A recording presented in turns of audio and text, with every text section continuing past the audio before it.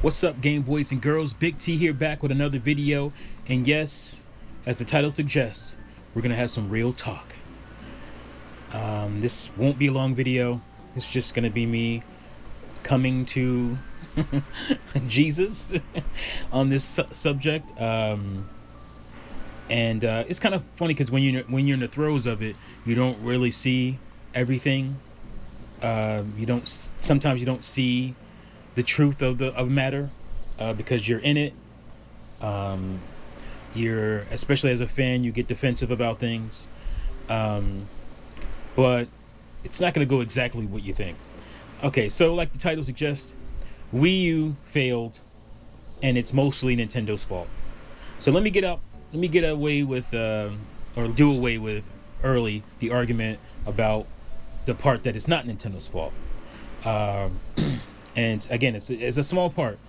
In some ways, it's a little large, but in some ways, it's a small part.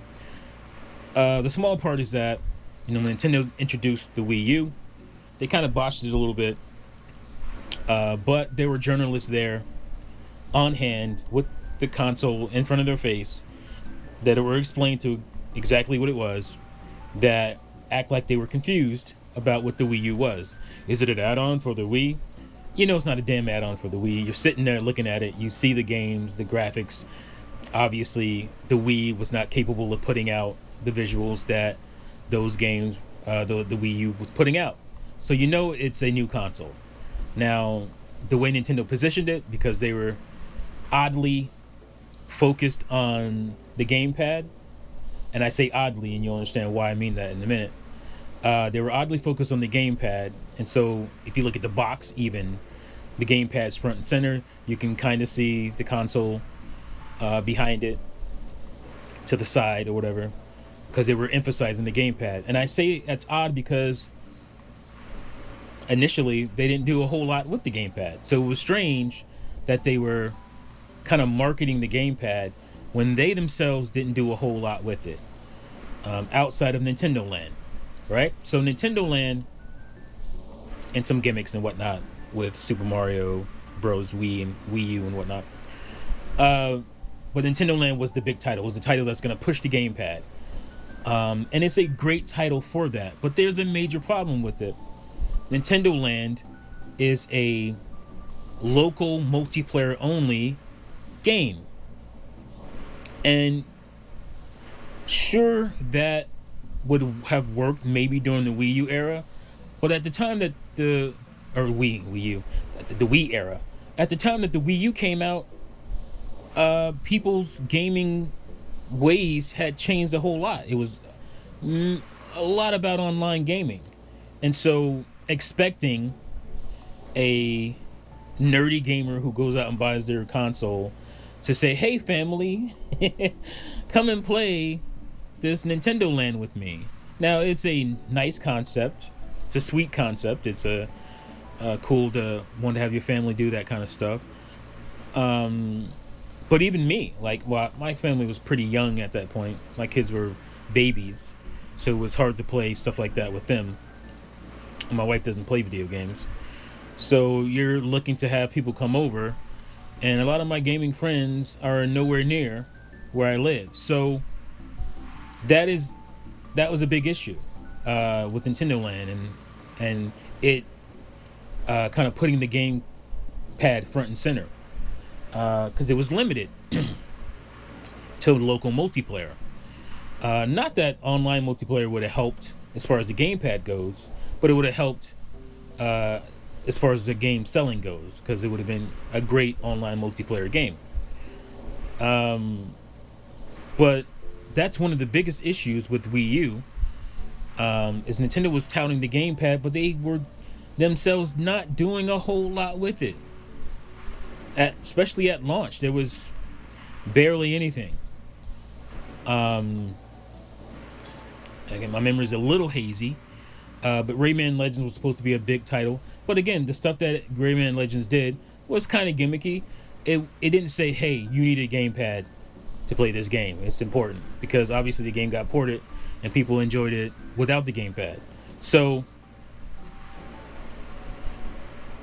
unlike what they did with the Switch, uh, they were forcing people to use the GamePad.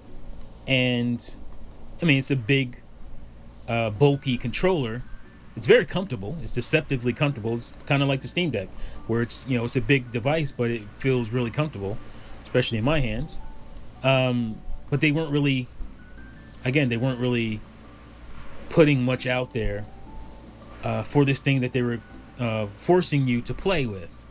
And I say forcingly, not in a bad way, but it's the only way you can interact with the console was with the GamePad. Or if you bought a Pro Controller, but the Pro Controller was limited because it couldn't do certain things. And I didn't mind that. I didn't mind the fact that because you got a GamePad with your system, so it was fine that your navigation of at least the menus and whatnot on Wii U, you had to use the GamePad for it. I didn't see a problem with that. But with the Switch, you have you can switch into handheld mode and you have the entire game on the go, which the Wii U didn't do. It kind of did in the house, at certain feet. But there was no way to play with a traditional controller. It's funny because I think the Wii U would have really benefited by having detachable sides, detachable controller pieces, and you slide it down on a grip the same way you do the Switch. I think that would have really helped people get over the GamePad, because if you didn't want to play with the wide whatever, you could have just slid off you still have your tablet piece or whatever, you could have just slid off these, slid onto a grip, and go to work. Now maybe the tech wasn't there yet, it would have been way more expensive, or not, I don't know. I'm not sure how much more expensive it would have been to have that little railing system. That's all you're doing at that time. I don't know, because there were other devices that were kind of doing that, and Nintendo actually got sued over the GamePad. It was kind of stupid, but there were companies that were like, oh, you're copying our thing, that had kind of detachable things or things you could slide in or whatnot. So that would have helped GameCube Wii U immensely. But the main reason, the biggest problem with the Wii U is not, oh, the gamepad's too big and bulky, oh, it's not that powerful, because the Switch, the PS1, the PS2, these were the least powerful consoles in their generations. They still sold really well. It wasn't about the power, even though people will default to that. It's the convenience. The main thing is the freaking games. Nintendo didn't have killer apps for the Wii U, and games were few and far between in the period of time where people are really looking forward to a console and they want, okay, why should I buy this console? It didn't have the games. There were droughts early on. It wasn't until the following fall when games started to actually come, especially first party, quote unquote second party, Wonderful 101s and Mario Karts and stuff like that. Was it Mario Kart or Mario 3D World was first? I can't remember now. 2013. I think it was 3D World. If I'm not 3D World, right? 2013.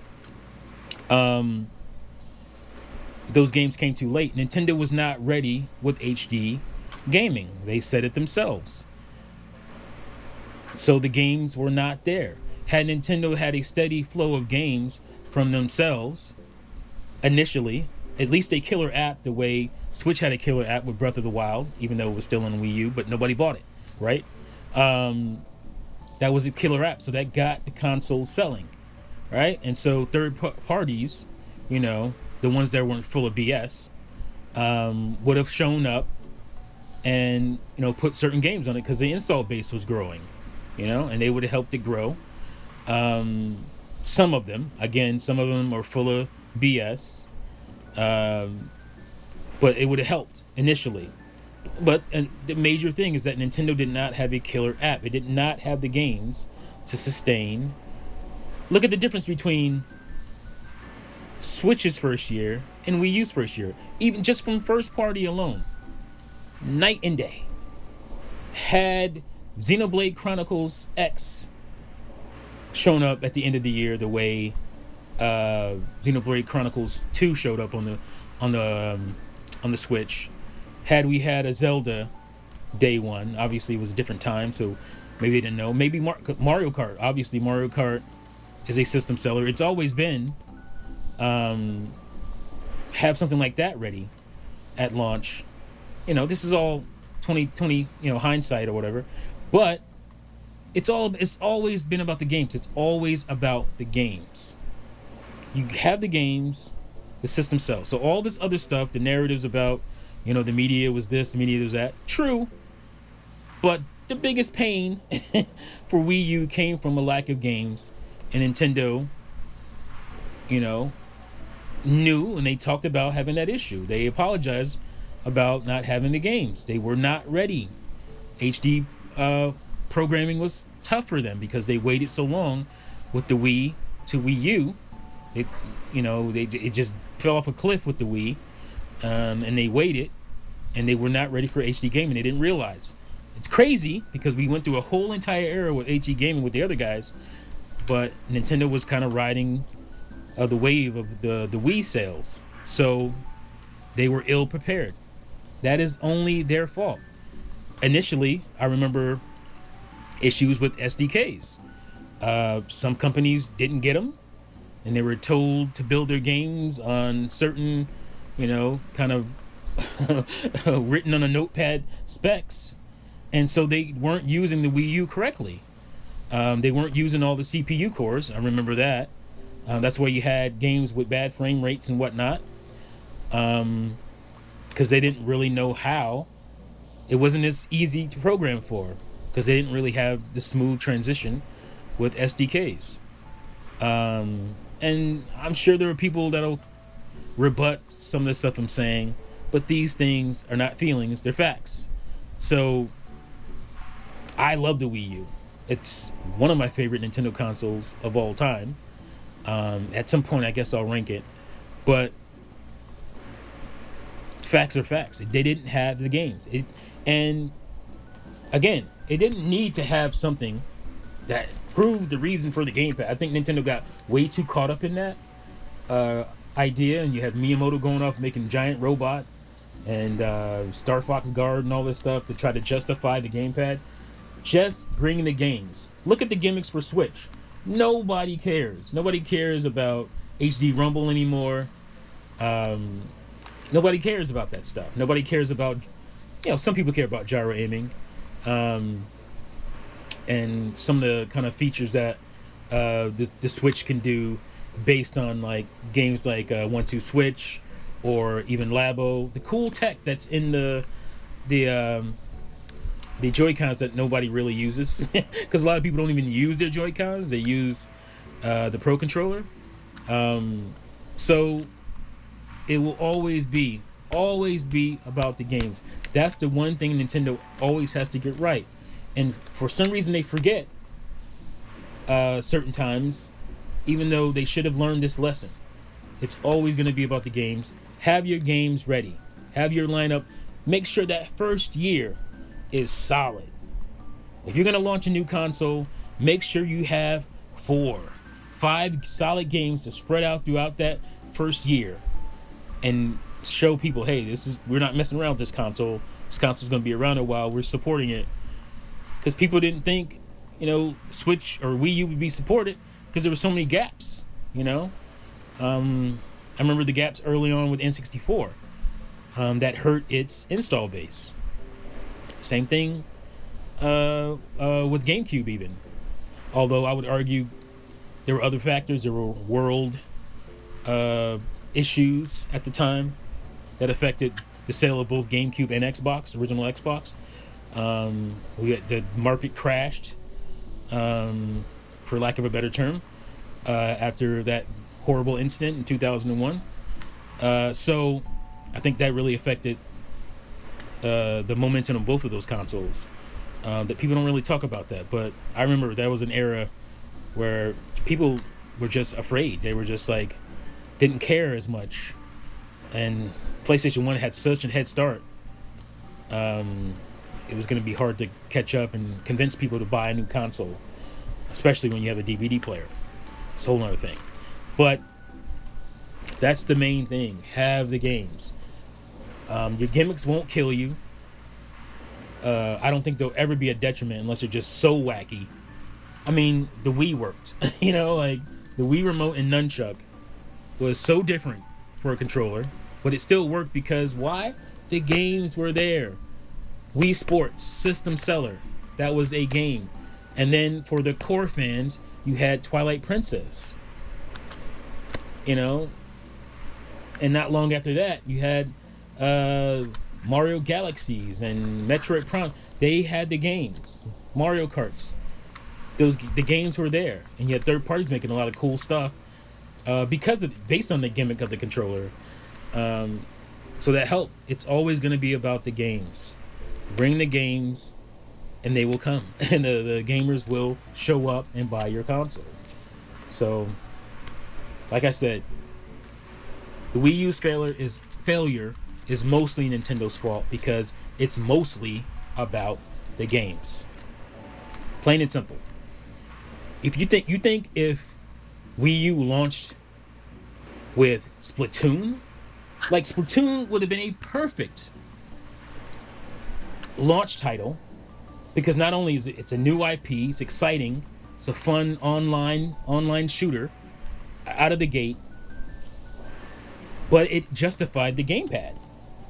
I love being able to look at my map, see what's going on, see who's filling up what on my GamePad, and jump to my squad by touching the screen. It's one of the features I really miss on Switch. And it was great. Would have been a system seller. They weren't ready with the games yet. Mario, Super Mario Maker. The first one was a huge phenomenon. You don't think that would have sold Switches had it come out in the first year? Like, that would have drove people insane. But by the time it came out, Switch had plateaued Wii U had plateaued as far as like the sales going. It was kind of fluctuating back and forth. But let's say the first year is Splatoon at launch. A few months later, Mario Maker. Then that holiday, 3D World. Then in say April 2014, Mario Kart. The Wii U would have been golden, you know. It would have sold over 30 million consoles, easy. So that's all I gotta say. It's a hard pill to swallow as a Wii U fanatic, but it's a fact. It's just a fact. If the games were there, the Wii U would have sold because the games were there for the Switch and it sold. That first year for the Switch, good God, amazing. So that's all I gotta say. Let me know what you guys think in the comments below. You agree? Disagree? Let me know. Thank you for watching, and I'll see you fools next time. Peace out.